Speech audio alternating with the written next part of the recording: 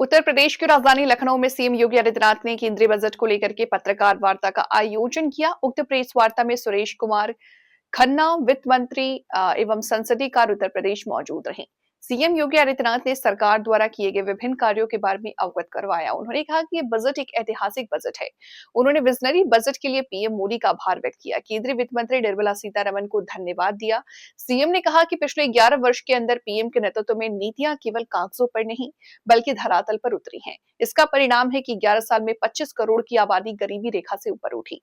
भारत दुनिया की तीसरी अर्थव्यवस्था के रूप में उभरा। इसका वजह स्पष्ट नीतियां और गरीब वंचित केंद्रीय समावेशी बजट है। उन्होंने कहा कि बजट में रिफॉर्म, ग्रोथ और भौतिक अनुशासन स्पष्ट रूप से देखने को मिला, साथ ही आने वाली पीढ़ी को जोड़ने वाला है। इसमें हर नागरिक के लिए अपने मूल कर्तव्यों की ओर ध्यान आकर्षित किया गया है। बजट में किसान, युवा, महिला और गरीब सभी पक्षों को ध्यान में रखा गया है।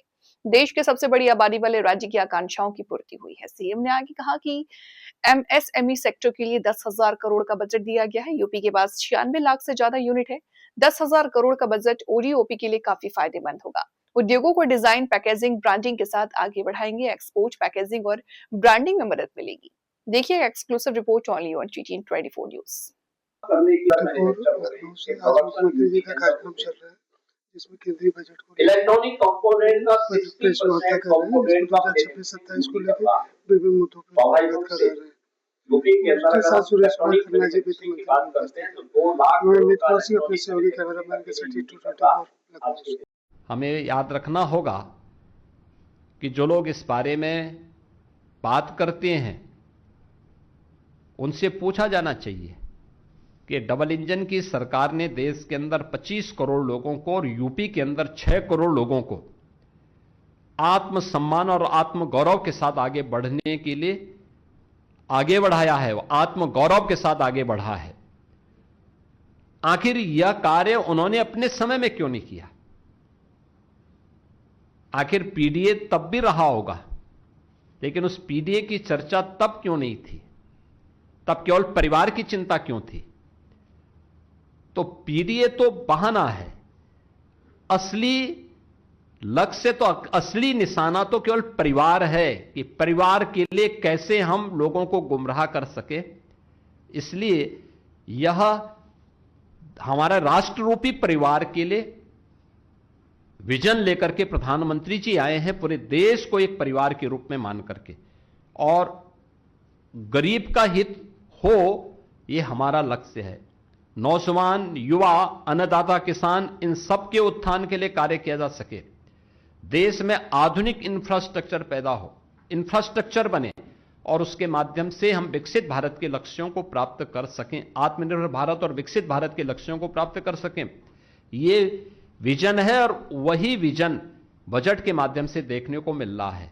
स्वाभाविक रूप से जो विजन लेस हैं, जिनके पास भविष्य की कोई योजना नहीं है, वे लोग इस प्रकार के अनर्गल बातें करेंगे। कल ही माघ मेले का एक चरण कल संपन्न हुआ है। माघ मेला केवल कल्पवासियों तक सीमित होता था। लाखों की संख्या में ही श्रद्धालु पूरे माघ मेले के अंदर दिखाई देते थे। और इस बार आपने माघ मेले की सफलता को देखा होगा, यानी गवर्नमेंट थोड़ी भी फैसिलिटेट कर दे और सुरक्षा की बेहतर व्यवस्था कर ले, कैसे श्रद्धालु आते हैं। आपने देखा होगा पौष पूर्णिमा के दिन 1 करोड़ के आसपास श्रद्धालुओं ने स्नान किया था। मकर संक्रांति के दिन यह संख्या बढ़कर के 2.5 करोड़ तक पहुंची थी। मौनी अमावस्या के दिन यह संख्या बढ़कर के 4.5 करोड़ पार। हस्तिनापुर, मेरठ का ये भी 2 महत्वपूर्ण केंद्र जो आर्कियोलॉजिकल साइट्स हैं, इनको डेवलप करने की दिशा में हमें मदद मिलेगी। इसके अलावा अन्य साइट्स जो भी इस प्रकार के होंगे, जो पौराणिक हैं, ऐतिहासिक हैं, इनको उसी तर्ज पर विकसित करने की दिशा में हमें एक सहायता मिलेगी और पूरी जाएगी। उत्तर प्रदेश के अंदर नोएडा हो, ग्रेटर नोएडा हो, यमुना अथॉरिटी हो, कंडक्टर के एक नए हब के रूप में हम यूपी उभर रहा है। कल के बजट भाषण में